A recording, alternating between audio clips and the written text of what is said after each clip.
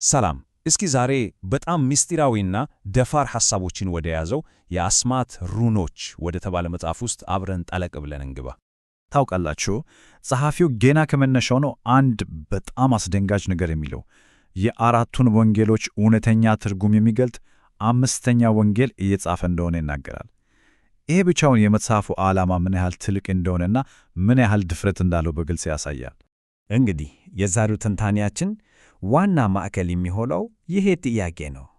መጽሐፉ ሊገልጸው ይሞክራል ስለሚባለው ምስጢር እስኪ አብረን እንመርምር። እሺ፣ እንግዲያው ከመሠረቱን ጀምር። የዚህን ጽሑፍ መሠረታዊ የዓለም እይታ እንመርምር። ምክንያቱም እውነታን እንዴት እንደሚመለከተው መረዳት ለሚቀጥሉት ሐሳቦቹ ሁሉ ቁልፍ ነው። አዎ፣ ጸሐፊው ይህን አምስተኛው ወንጌል የሚጀምረው ስለ አጽናፈ ዓለም አፈጣጠርና አወቃቀር ባለው በጣም የተለየና አስገራሚ እይታ ነው። እና ይሄ የዓለም እይታው በሁለት ትልልቅ ማሰሶች ላይ ነው የቆመው። አንደኛው ትንሽ ወደ ሳይንስ ያደላል፣ ሁለተኛው ደግሞ ወደ መለኮታዊ ነገር።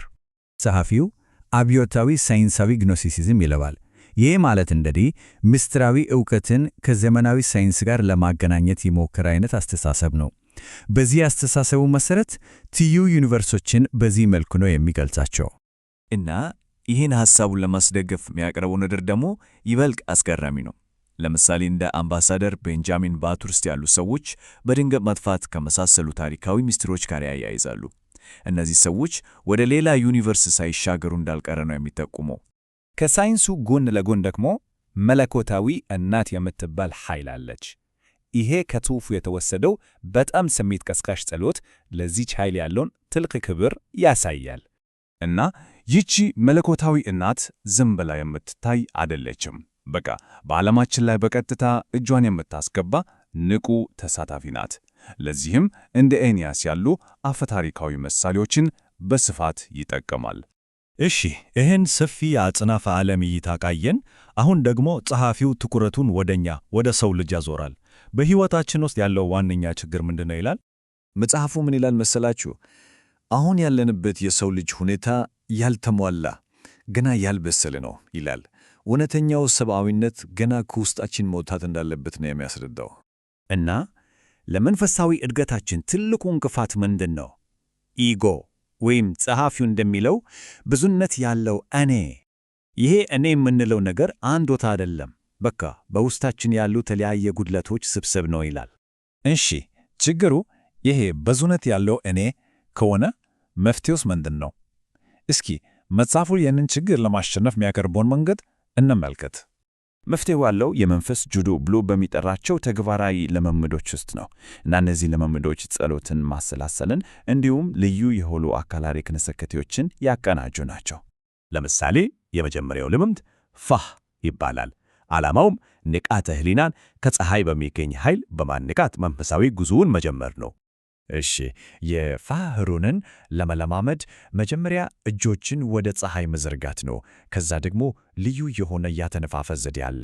ይህን ሁሉ ስናደርግ ደግሞ የፀሐይ ብርሃን በሰውነታችን ውስጥ ሲገባ እናስባለን። በመጨረሻም ልዩ የሆነው ማንትራ እንድግማለን። እያንዳንዱ እርምጃ በጣም በጥንቃቄ መደረግ እንዳለበት ጸሐፊው ያሳስባል። ሌላ ምሳሌ ደግሞ ይሄ ሲግ የሚባለው ሩን ነው። እና ይሄ ደግሞ ዓላማው ፍጹም የተለየ ነው። ይሄ የሚያሳየን ምንድን ነው? ሩኖቹ የተለያዩ ኃይሎችና ተግባራት እንዳሏቸው ነው። እሺ፣ እነዚህን ሁሉ ልምምዶች ስናደርግ መጨረሻው ምንድን ነው? የዚህ ሁሉ መንፈሳዊ ጉዞ መዳረሻው የት ነው? ዋናው ነጥብ ይሄ ነው። የኢጎ የውሸት ማንነታችን መፍረስ አለበት። ያ ሲሆን ብቻ ነው እውነተኛው ማንነታችን ሊገለጥ የሚችለው። አይን ሶፍ እንግዲህ መጨረሻው የመሆን ደረጃ ነው።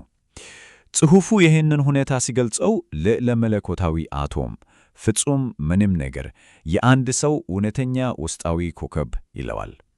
በጣም ጥልቅ እና ምስጢራዊ ቃላት ናቸው። እና ልዩነቱ በጣም ግልጽ ነው።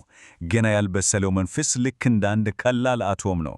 ራሱን ሙሉ በሙሉ የተገነዘበው ግን ወይም አይን ሶፍ ፓራኔሽፓና እንደሚለው በጣም ውስብስብ ነው። ካለፉት ሕይወቶችና ልምዶች የተሰበሰቡ አራት ዘር አቶሞችን የያዘ በለጸገ ማንነት ነው። እንግዲህ የዛሬውን ትንታኔ የምንጨርሰው በዚህ ቀስቃሽ ጥያቄ ነው። እውነተኛው ማንነታችን ይሄ በየቀኑ የምናውቀው እኔ ሳይሆን በውስጣችን ያለ ዝምተኛ አቶማዊ ኮከብ ቢሆንስ? ይህ ጥያቄ ስለ ማንነት ያለንን መሠረታዊ ግንዛቤ እንድንፈትሽ ይጋብዘናል።